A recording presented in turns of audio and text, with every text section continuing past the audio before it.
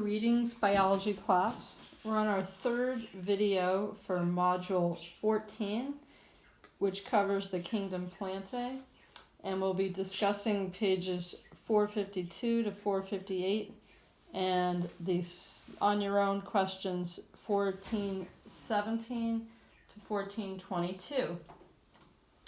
So this part of the chapter branches into a system of classification of plants, which involves asking the question whether or not the plant has vascular tissue or no vascular tissue. So in this type of classification, the bryophytes are the ones that have no vascular tissue or are non-vascular, whereas the tracheophytes are the ones that have vascular tissue. If you can think of the vessels, so to speak, are like trachea, like the trachea that you breathe through, which are tubes like the vascular tissue of the xylem and phloem. So that's how they get sort of the root word on that. And then the author points out that some other academic programs may use a different system of classification. However, this is the one that we're defined in this book. All right, so let's take a look at the bryophytes. I'm on page 453. And again, just to review, there's no vascular tissue in the bryophytes that transports nutrients like it would in vascular plants. So they don't tend to grow as tall as plants that are vascular do. A great example of a bryophyte is the moss, which even though it looks like one sort of even plant, it's actually many tightly packed individual plants, each made of little leafy shoots and rhizoids. So the leafy shoots that you see are so thin, they're actually only one cell thick. And they absorb nutrients and perform photosynthesis. Whereas the rhizoids, they look like roots. They're at the base of the moss, but they don't function as a root. They only function to anchor the plant. They neither absorb or send nutrients to the rest of the plant like a regular root would. Now the bryophytes have an interesting, what's called alternation of generations, and that's in their life cycle, they have both a multicellular diploid and haploid form. And we're going to be going through this figure in some detail. And as we go through this figure, you'll be seeing what's called the gametophyte generation. And that's where the individual males and females gametes that are produced are haploid. Through this process, they're already haploid, and then they divide through a process of mitosis and not meiosis, which is a little different than the animal cells we've studied in the past. We'll be looking at these structures. The antheridium, which is singular, or antheridia, plural, is a structure that houses the male gametes, and the archegonium, which this is the structure that houses the female gametes.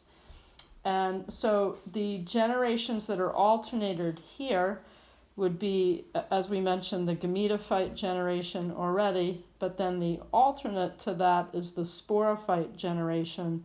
And in this generation, we have a diploid complement of chromosomes, and that's the result of the fertilization that happens. And what's interesting here is the dominant generation in the moss is this gametophyte generation, which is the haploid. So let's take a look at this figure. I encourage you to look on in your book, if you can, on page 453.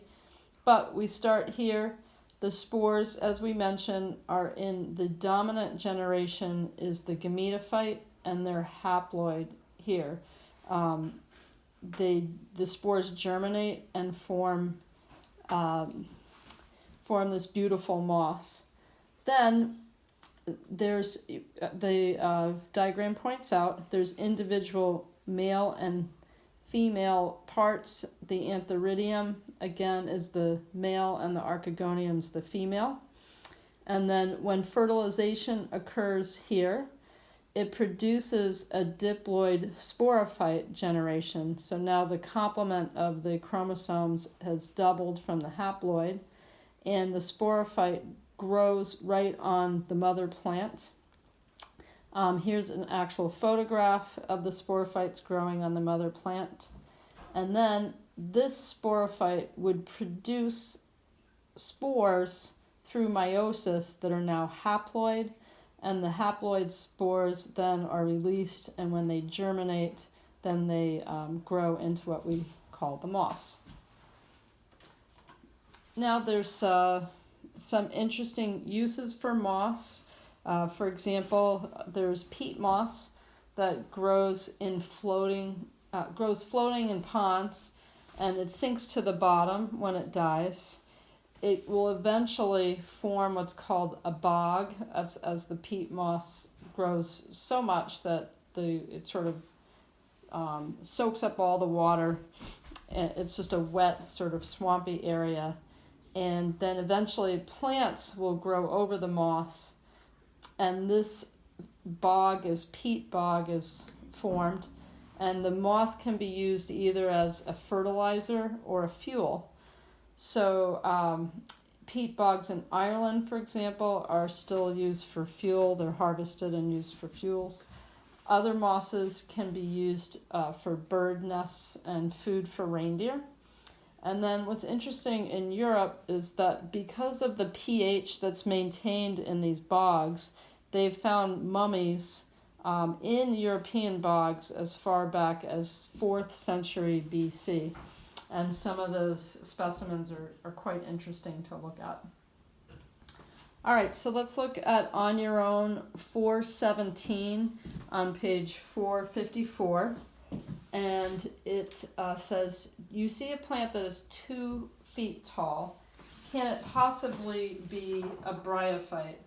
And so they're maintaining no, because bryophytes are tiny due to their lack of vascular tissue. They're just limited in their growth. So On Your Own 418, it says, you study a moss that reproduces by making spores. So in other words, the question is presuming we're inspecting the sporophyte portion of this moss cycle. So it says, is it composed of diploid or haploid cells? So if we're looking at the at the sporophyte generation, then it would be diploid. It says, does it make the spores using mitosis or meiosis? And in this case, it's using meiosis to make the spores to create haploid spores.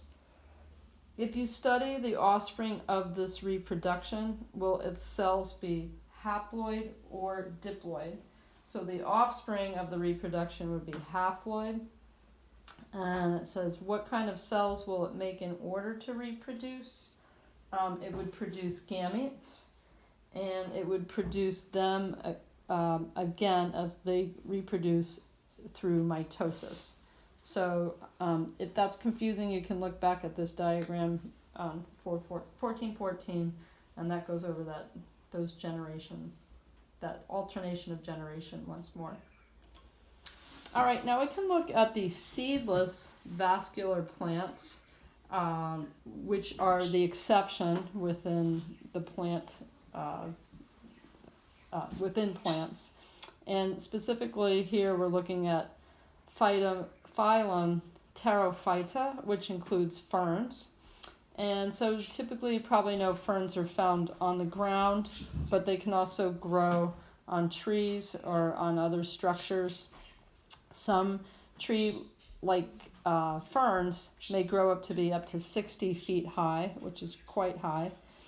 They do not produce a typical seed. They produce what are called another type of reproductive part called spores, similar to the moss spores. And they also have alternation of generation. Their roots may be underground or in the cracks of tree bark. And in this case, it's the sporophyte, or that diploid generation, is the dominant generation. So let's take a look at the fern life cycle. It's some of the parts we're going to be looking here is the prothallus, which is the haploid gametophyte generation. And so that starts here in this sort of heart-shaped structure, right? And this prothallus has both the antheridium and the archegonium on it. And so after fertilization, these spores are formed, and the sporophyte is formed, which is this structure right here, and it's formed right on the prothallus. Then this matures into a fern frond. So in this case, the sporophyte is your diploid generation, whereas this generation up here would be the haploid. So here we have the fern frond growing, and then on the back of the fern frond, you have spores forming that are haploid, and those are formed by meiosis. And they're housed in a little structure called a sporangium, which releases the spores. And so in this other picture back here, it shows the back of a fern frond, and these are the sporangia, which is the plural for the sporangium. Okay, so just to review the vocabulary here, we know the sori are large clumps of the sporangia, and the dominant generation, just to review again, in the ferns is the sporophyte generation, where in mosses it's the gametophyte generation. All right, let's answer the question. A biologist studies a fern leaf with sori. Is the fern leaf made of diploid or haploid cells? So, and if we're working with the sori, it's the sporophyte generation, which is diploid. And then 1420, a student sees a fern growing on the branch of another tree. The student says the fern is obviously a parasite. Is the student correct? Why or why not? Well, it's not really correct, because even though the fern is using the tree for support, it is not actually parasitic, because it's not drawing nutrients from the nutrient source of the tree. It's just tapping into things that it can gather in the cracks of the tree's bark, which isn't actually being used by the tree. All right, so let's look at some seed-making plants. And there's two quote-unquote popular phyla of seed-making plants. We have the Conifera phyta. These are evergreen trees with pine cones, and the Anthophyta. So we'll first look at Conifera phyta. This includes what you call conifers, which produce actually two kinds of pine cones. So you have the seed cones, which you can see here, has the egg cell, so it's like the female component, and then you have what are called pollen cones, that is has the pollen on it that can fertilize the seed cones. So some trees may have self-fertilization when the seed cone is fertilized by the pollen from the same tree, and one or more seeds are formed. Also in conifers, we have this interesting alternation of generation. This life cycle can be seen because of the alternation between the structures in the seed, and pollen cones are haploid, so they're considered the gametophyte generation, where the tree is the diploid sporophyte generation, which is obviously the dominant generation in those. So interesting, for some interesting conifer examples are the pine trees you know of in New England. Also giant redwoods fall into this category. The sequoias, which can grow up to 200 feet tall. and the bristlecone pines, which they found some that exceed 4,000 years old. That's pretty amazing. All right, so now let's look at the other phyla, the Anthophyta. So this is including flowering plants that can often self-fertilize. In the case of corn, for example, corn has tassels that are involved. You can see the tassels up here that are involved in fertilization. And the corn, interestingly, also can be detasseled. I've worked doing that to avoid self-pollination. So some of the major parts of reproduction in this phylum would be the stamens, which produce male gametes, the ovary, which have female gametes, and the fruit, which develops when an egg is fertilized and the ovary develops into a fruit. We're going to be looking at that in more detail in the next module. Then I discussed this in the previous video, but there's two classes in this phylum, the monocotyledonnae and the dicotyledonnae. So monocots, as I had mentioned before, have one cotyledon. They also have the parallel vein structure on their leaf, fibrous roots, and their petals in a group of 3 or 6. The dicots have 2 cotyledons, netted veins.